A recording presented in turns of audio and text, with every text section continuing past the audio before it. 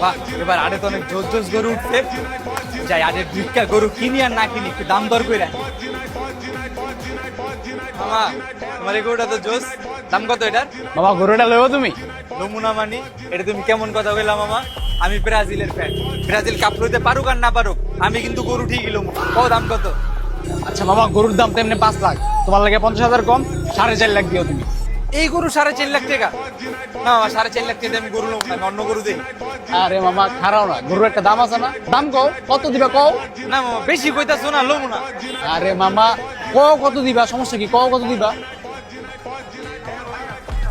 বেশি বলে, যদি গরু দিয়ে দেয় তাহলে তো ধরা খাই। মামা, এটা যদি তুমি আমারে দাও একদম 50। লো 50 সই। এই গরুটা 50ই গরু দিয়ে দিবা? হ্যাঁ 50ই সই দাও, 50,000 দাও ক্যাশ। না মামা, তুমি মনে ভুল বুঝতেছো, এই গরুর দাম কি 50,000 হয়নি? তুমি বুঝতেছো না, এটা তো কত দামি গরু। থাকো। কই যাস তুই? তুই এখন গরু লবি আর নাহলে 50,000 টাকা দিয়ে যাবি। আর যদি তুই গরু এখন না লস, তোর এখন গরুর লগে বাইন্দা তুলি। তোর লাগে আরেকটা অপশন দেই, তুই এই গরুর গুমুর যা আছে সব কাটাবি, আমি এনে বয়া থাকবো, সব কাজ কাম করবি। আর তুই বুঝালো তুই কোনটা লবি।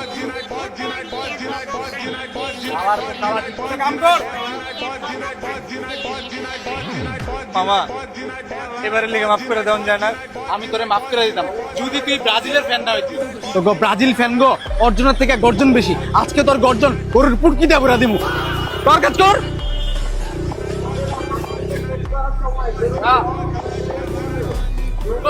মামা, ওই যে সামনে তো করে দেওয়া।